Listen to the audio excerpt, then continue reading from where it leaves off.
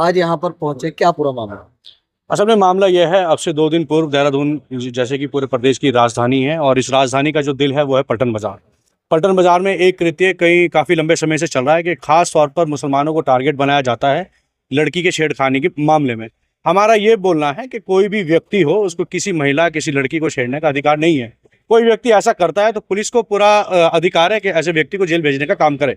परंतु अब बात इससे आगे बढ़कर ये आई है कि कुछ शरारती तत्व इकट्ठा होते हैं, 40-50 लोग इकट्ठे हुए एक मुस्लिम व्यापारी की दुकान में घुसकर मारपीट करना, तोड़फोड़ करना, उसको सड़क पर मारते हुए लेके जाना, उसको गालियां देना और पूरे समाज में ये जो वो एक मैसेज देने का काम कर रहे हैं कि हमारे अंदर कानून का भय नहीं है। उन लोगों का कहना ये है कि हमारे अंदर किसी तरह का कानून का भय नहीं है। अगर कानून का भय होता, क्या इस तरह का कृत्य पल्टन बाजार में होता? तो इसी के लिए आज हम सब यहाँ पर डीएम ऑफिस आए थे कि जितने मुसलमान व्यापारी हैं ये अपने दुकानों की चाबियाँ आपके हवाले करने आए हैं। आप एक काम कीजिए, आप इनके नाम का एक बत्ता बांध दीजिए, आप इनको घर में बैठे बिठाए सैलरी दे दीजिए। इस तरह का कृत्य अगर इस प्रदेश में, इस देहरादून राजधानी में चलता रहेगा, ये बड़ा शर्मसार है और इसके लिए जिला प्रशासन बिल्कुल जिम्मेदार है। ऐसे लोगों पर किसी तरह की कोई कार्रवाई ना होना, जिससे ये हमको पता चलता है कि ऐसे लोगों को पुलिस का संरक्षण या फिर सरकार का संरक्षण मिला हुआ है। हम यही चाहते हैं, कोई भी व्यक्ति, कोई भी अपराधी हो, उसके अंदर कानून का भय होना चाहिए ताकि वो इस तरह का अपराध करने से डरे। और अगर पुलिस का कानून का खौफ नहीं होगा तो सड़कों में आज जो हम चल रहे हैं, इसमें लोगों को बहुत ज़्यादा दिक्कत होने वाली है। ऐसे लोगों को बिल्कुल जेल भेजना चाहिए। अब क्या आश्वासन दिया गया? देखिए, अभी जो हमको आश्वासन दिया गया है, सक्षम अधिकारी से हमारी बात हुई है, उनका कहना यह है कि कोई भी हो, कानून की नज़रों में कोई भी अपराधी बख्शा नहीं जाएगा। ये पूरा एक जांच का मामला है। लड़के के खिलाफ तहरीर आई थी जिसमें उसके खिलाफ मुकदमा लिख दिया गया है, परंतु जिस व्यक्ति द्वारा या कुछ भीड़ तंत्र द्वारा एक मुसलमान व्यापारी की दुकान में घुसकर ये जो मारपीट की गई है, उन सबको जेल भेजने का काम किया जाएगा। सबके खिलाफ मुकदमे किए जाएंगे। देवभूमि में लगातार जो है लव जिहाद के मामले आ रहे हैं। मुसलमान ही लड़का होता है तो मुसलमानों से कोई अपील करेंगे? बिल्कुल, मैं सबसे पहले सिर्फ मुसलमानों से नहीं, मैं तमाम हिंदुस्तानियों से ये अपील करना चाहूँगा। ये सारे, इसमें जितने मैंने मामले देखे, सारे झूठे मामले हैं। मैं आपको बताऊं, पहाड़ में एक अलग तरह का षड्यंत्र और एक माहौल ऐसा बन गया है। अभी हमारे सामने एक मामला आया था कुछ दिन पूर्व पुरोला का। मैं आपको पुरोला की घटना के बारे में थोड़ा सा बताना चाहूँ। एक मुस्लिम लड़के पर आरोप था कि उसने एक हिंदू नाबालिग लड़की को छेड़ा है। अब हाई कोर्ट ने उसको बाइज्जत बरी कर दिया है और वो जजमेंट मैंने अभी पूरा देखा नहीं है, लेकिन मैंने सुना है उसके बारे में। जजमेंट की कॉपी आज आ जाएगी तो मैं उसको पूरा पढ़ूंगा।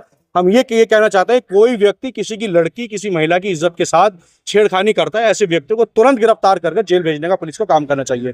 परंतु ये जो भीड़ तंत्र खड़े इकट्ठा होकर मुसलमानों की दुकानों में घुसता है, जैसा कि अभी चमोली में भी हो रहा है, एक बहुत बड़ी भीड़ तादाद में आई, मुसलमानों की दुकानों पर हमला करा और शायद वो बेचारे इस सरकार में बेरोजगार हैं, तो इस बेरोजगारी के चलते भीड़ तंत्र इकट्ठा हुआ, उन्होंने दुकानें लूट ली। अब ये दुकानें लूटी गई, मुसलमानों की दुकानें लूट कर उनके घरों पर कब्जा करना, दुकानों के सामानों का इस्तेमाल करना, मुसलमानों को भगाना, तो ये तो हो गई जब लोग बेरोजगार होंगे। मुसलमानों से कोई अपील करेंगे? इस तरह के पुरोला की घटना में दोषी नहीं पाए गए, लेकिन अन्य घटनाओं में मुस्लिम ही क्यों है?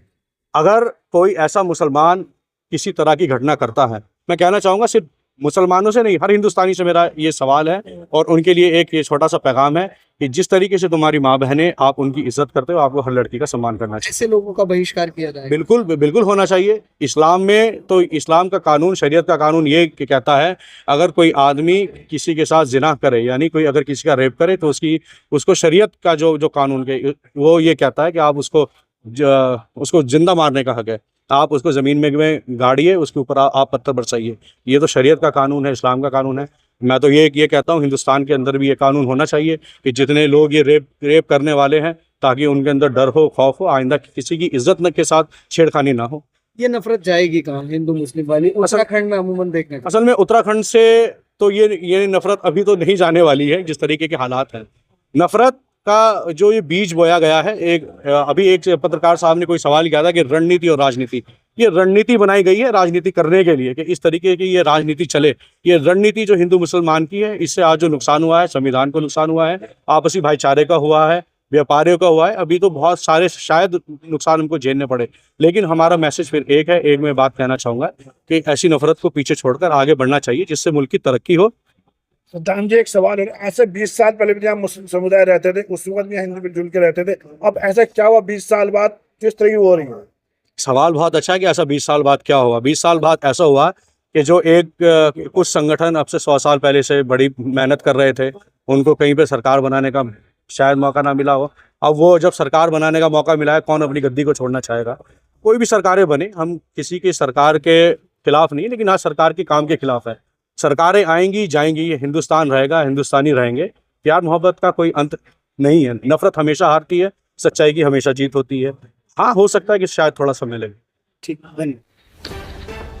ऐसी ही देश दुनिया की खबरें देखने के लिए आप हमारे चैनल को फॉलो करें और सब्सक्राइब करें। मैं आपको बता दूं, हमारे YouTube channel true media house को सब्सक्राइब करें और बेल आइकन का बटन दबाना ना भूलें, ताकि आपके पास हमारी हर अपडेट की नोटिफिकेशन पहुंचते रहे और आप हमारे साथ, हमारे चैनल के साथ बने रहें।